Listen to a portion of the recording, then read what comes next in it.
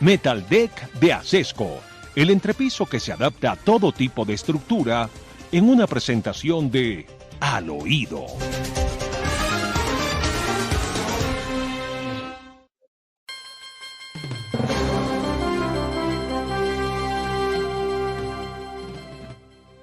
Bueno, Demar, está reunido el Congreso en sesiones extraordinarias y parece que nadie sabe para qué.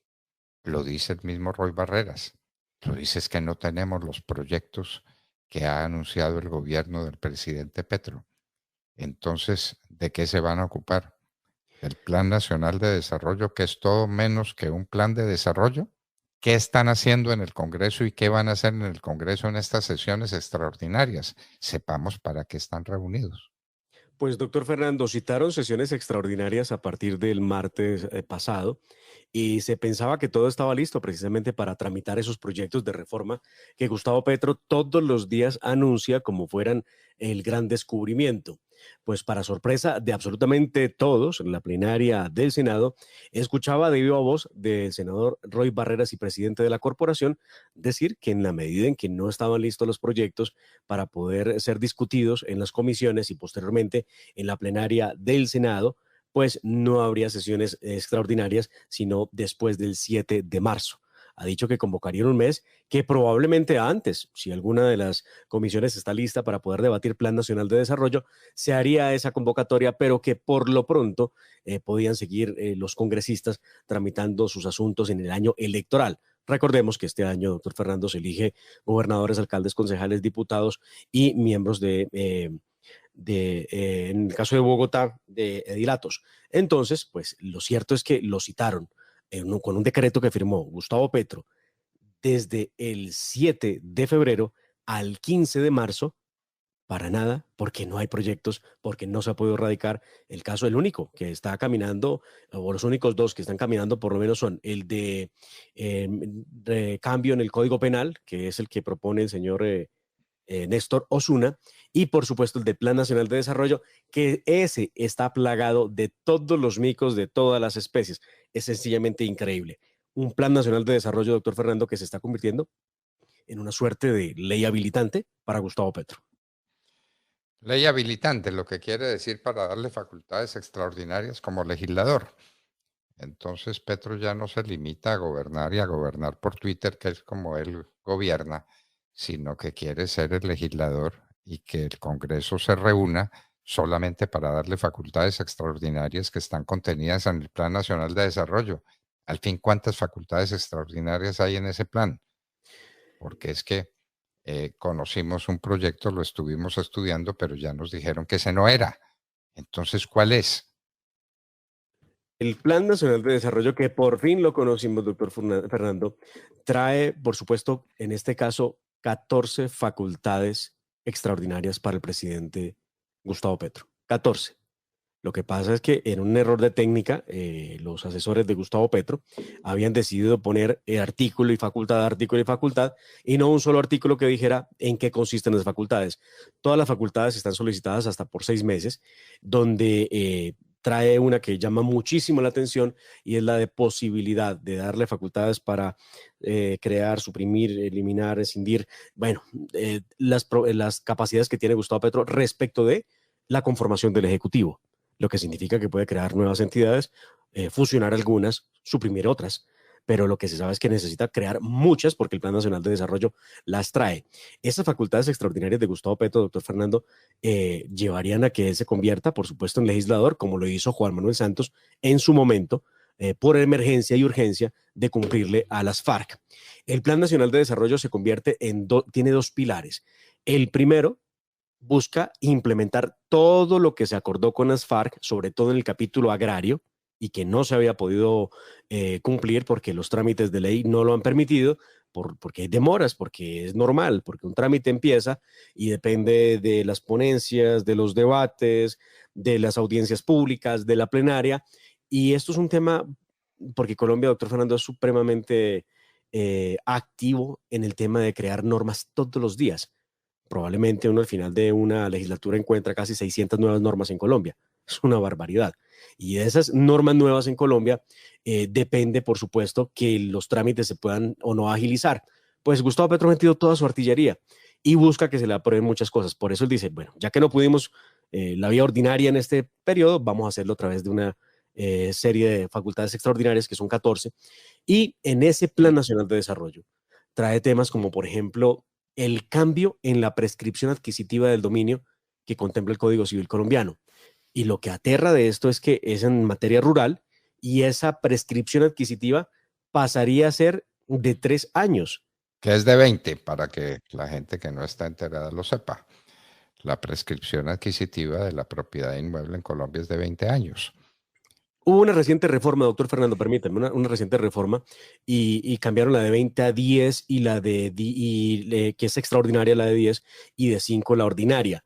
Pero lo grave de esto es que a través de ese Plan Nacional de Desarrollo, entonces pretendan modificar un asunto que es propio del Código Civil colombiano y le pongan 3 años a esa prescripción adquisitiva. Todo sea por esa reforma agraria rural integral que ellos tanto han insistido y que por supuesto es apoyada por la izquierda del país, por supuesto por los miembros de FARC Comunes, que son los que están detrás, por supuesto, de que se logre la implementación completa del acuerdo. Y el otro problema que tiene el Plan Nacional de Desarrollo que trae es que pretende implementar todas las conclusiones que dio el cura de Rou con el tema de la Comisión de la Verdad. Entonces, a eso se ciñe el Plan Nacional de Desarrollo. Bueno, y una cosa que es de una gravedad extraordinaria y que no se comenta, pero comentémosla nosotros.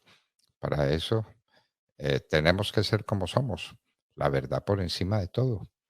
Que hay serias dificultades al interior de la policía y al interior de las fuerzas militares y del ejército en particular, porque hay oficiales que no oyen al mando, que no les interesa el mando. Hay, en lugar de una estructura monolítica como la han tenido siempre, están pasando dificultades de mando muy serias en la policía y en el ejército. Ojo, ojo, ¿será verdad? Pues, doctor Fernando, todo tiene que ver con la idea que tiene Gustavo Petro de hacer movimientos al interior de las Fuerzas Armadas de Colombia. Y el primer movimiento, tiene que ver con sacar a la Policía Nacional del Ministerio de Defensa para ubicarla en otro ministerio.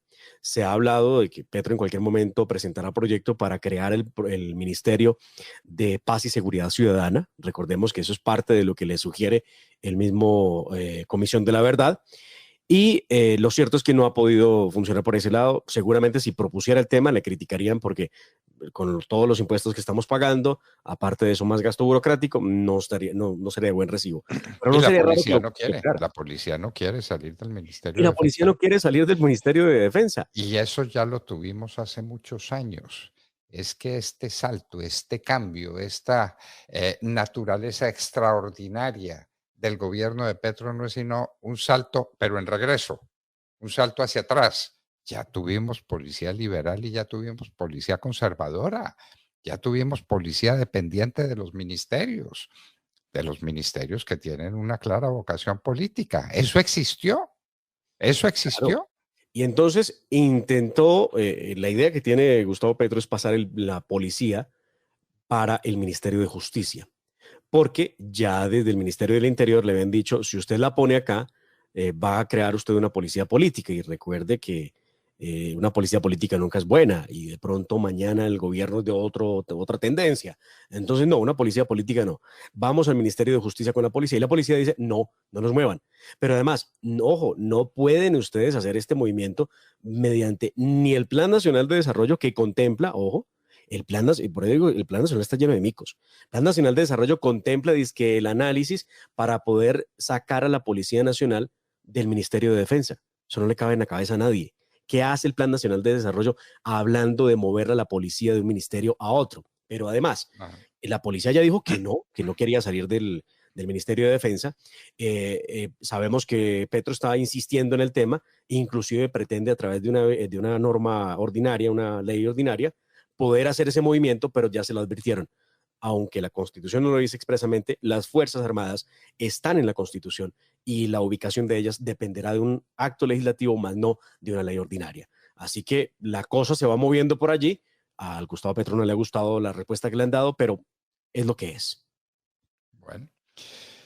Ave María, por Dios, donde no había problemas, Petro los crea, pero pues es que hay que entender, es que Petro con su movimiento político le estuvo echando bala a las fuerzas militares y entonces ahora es el jefe de las fuerzas militares. Eso no es fácil, ¿no? Ese es un cambio que no es sencillo y hay militares que estaban todavía o empezando su carrera militar o de subtenientes o de tenientes y que hoy están en los altos mandos y que tienen muy cumplida memoria de lo que fue el señor Gustavo Petro y de algo que no se volvió a mencionar, de Mar, las cárceles del pueblo y la manera como Gustavo Petro era el vigilante de las cárceles del pueblo, los huecos inmundos, inenarrables, donde metían a la gente secuestrada como si fueran peor que bestias, peor que bestias. ¿Y Petro era el vigilante o estamos engañados? Qué cosa tan difícil, doctor Fernando, entender que quienes violaron los derechos humanos, a quienes no les importó la dignidad humana, hoy quieren convencer al mundo de que ellos son los salvadores de la dignidad humana y de los derechos humanos. Eso, un país sin memoria, un país sin memoria, un país sin El historia. país tiene que recordar el secuestro de Álvaro Gómez Hurtado, por ejemplo, y en el momento del secuestro, el asesinato de su escolta. ¿Y eso quién lo hizo? Eso lo hizo el grupo de El Gustavo Petro. M-19 en 1988, claro. Bueno, muy bien, muy bien. Cambiamos de tema. Que Samuel Moreno vivió una emergencia. Tremenda emergencia vivió en las últimas horas, está bajo pronóstico reservado. Eh, de acuerdo con el Hospital Militar Central, se informó que ayer ingresó por carabineros de la policía que lo llevaron sin signos vitales. Se hizo soporte de reanimación cardio cerebropulmonar avanzada por el equipo multidisciplinario del hospital. Retornó pues el tema de circulación de manera espontánea, ha estado en un delicado estado de salud y todo pareciera indicar, doctor Fernando, que lo que ha sufrido Samuel Moreno es tiene una enfermedad coronaria severa, es lo que se dice por ahora, está en cuidados intensivos en estos momentos el exalcalde de Bogotá, quien fue condenado por la Corte Suprema de Justicia a 11 años de prisión. Bueno, bueno, de manera pues que la situación parece muy delicada y la emergencia es eso, una emergencia de salud, problema coronario. Sí, señor. Sí, señor. Bueno, su hermano también está preso, ¿no? Sí, señor. Sí. Iván Moreno, Samuel Moreno. Iván Moreno y Samuel Moreno, nietos del presidente Gustavo Rojas Pinilla, del presidente y jefe militar, comandante supremo de las fuerzas militares. Entonces, padre de la madre de estos muchachos, Moreno, que uno de ellos, Samuel, parece que se encuentra en grave estado de salud. De doña María Eugenia. De doña María Eugenia Rojas, de Moreno Díaz. Bueno, el gobierno de Petro pidió en extradición a Aida Merlano. Era lo que Aida Merlano quería, que la Pero mandaran. claro, pero además eso tiene una razón, ¿sabe, doctor Fernando? Aida Merlano presuntamente, y esto sí, todos lo pueden revisar presuntamente, está en una situación de detención en Venezuela. Eso no se lo cree nadie. La hemos visto, por supuesto, ella está siempre muy, muy elegante, muy bonita, dando declaraciones, y lo que expresó hace unos cuantos días era que quería que Gustavo Petro la pidiera en extradición porque ella quiere venir a decir cosas. ¿Sabe qué se me ocurre pensar? Voy a pensar muy mal. Que se va a producir, por supuesto, el efecto de la extradición, va a venir a Colombia y va a venir justo en el momento en que se preparan las elecciones regionales. Así que eso tiene nombre, cara, cuerpo y objetivo preciso. Pero ¿qué fue lo que dijo Aida Merlano hace unos días en una entrevista? Escuchemos las razones que tendría para venir a Colombia. También considero que durante todo este proceso, a lo largo del último año, he hecho cosas importantes por el país que de una u otra manera, de alguna manera, aportaron o ayudaron o influyeron para que el presidente electo, Gustavo Petro, se eligiera. Yo pienso que desde ese punto de vista, a veces las personas desconocen algunas circunstancias y se les olvida. Y pienso que cuando se les olvida hay que refrescarles la memoria. Entendieron el mensaje, ¿no? Bueno. ¿Ah? Pero ¿y por qué no da las declaraciones desde Venezuela? ¿Dónde está protegida? ¿Y por qué mandarla para acá, donde puede estar corriendo peligros muy serios? No sé, no entiende uno. Bueno, hay un proyecto de humanización de la política criminal. ¿Eso en qué va? Eliminando tipos penales para sacar de la cárcel a los de la primera línea. ¿Ese es todo el objetivo de ese proyecto? Principalmente al cambiar el tipo penal de concierto para delinquir y para decir que tanto lo que ocurre en la protesta social no tiene por qué ser objeto de concierto para delinquir enmarcado en él, y tampoco el tema del terrorismo tampoco se puede atribuir para quien haga o participe en una manifestación, porque es un derecho que ellos han dicho es fundamental y por lo mismo no tendría por qué ser tomado como un crimen el que lo haga. No importa lo que usted haga, no importa. Puede ser matar a un policía, secuestrar un bus, matar a una persona, no importa. Usted Incendiar en un su... CAI. Sí, es increíble. El nivel de arrevesamiento en todas las cosas es increíble. Todo sea por liberar a 200 personajes que están señalados de haber cometido crímenes en el año 2021 en el marco de lo que llamaron ellos el estallido social. Pues muy bien, la Procuraduría lanzó una alerta y dijo que les preocupa mucho, por ejemplo, que se pretenda conceder prisión domiciliaria a personas que han sido condenadas por delitos de lesa humanidad o por crímenes de guerra. Esto es increíble, o sea, esto es ir en contra del Estatuto de Roma, por supuesto, y en contra de la Corte Penal Internacional, con este nuevo modelo de política criminal en Colombia, que ellos han dicho, tiene que ser restaurativa, y entonces esperemos a ver si el que me roba el celular me paga la factura del próximo mes. Esas cosas las ha dicho el ministro de Justicia, quien, entre otras cosas, decidió salir a defender su idea de la eliminación del delito de incesto, explicando que no podía ser posible que dos personas que fueran primos y tuvieran relaciones terminaran en la cárcel, lo que es falso, porque el incesto no prevé, no contempla que haya una relación entre primos. Se está hablando de padres e hijos y hermanos, es lo que habla el tipo penal. Pero bueno, el ministro se hace, habló inclusive para justificar el tema de la eliminación del incesto, habló de Gabriel García Márquez y de sus obras, y entonces dijo que 100 años de soledad y que ustedes tenían que leer, y ahí se daban cuenta cómo esto ha sido algo histórico y no podían cambiarlo, que había que cambiarlo porque no podía seguir siendo criminalizado. El proyecto va caminando. Estamos esperando en el Congreso de la República, doctor Fernando, que se anuncie, por supuesto, el momento en el que llegue a las comisiones primeras para poder ser discutido. Ya tiene muchos reparos. Vamos a ver cuánto va a durar esa discusión y vamos a ver en qué modo está el Partido Conservador, el Partido Liberal y el Partido de la U, que por ahora siguen esperando mensajes concretos del gobierno de Gustavo Petro. Por ejemplo, más puestos y más contratos. Es lo que están esperando.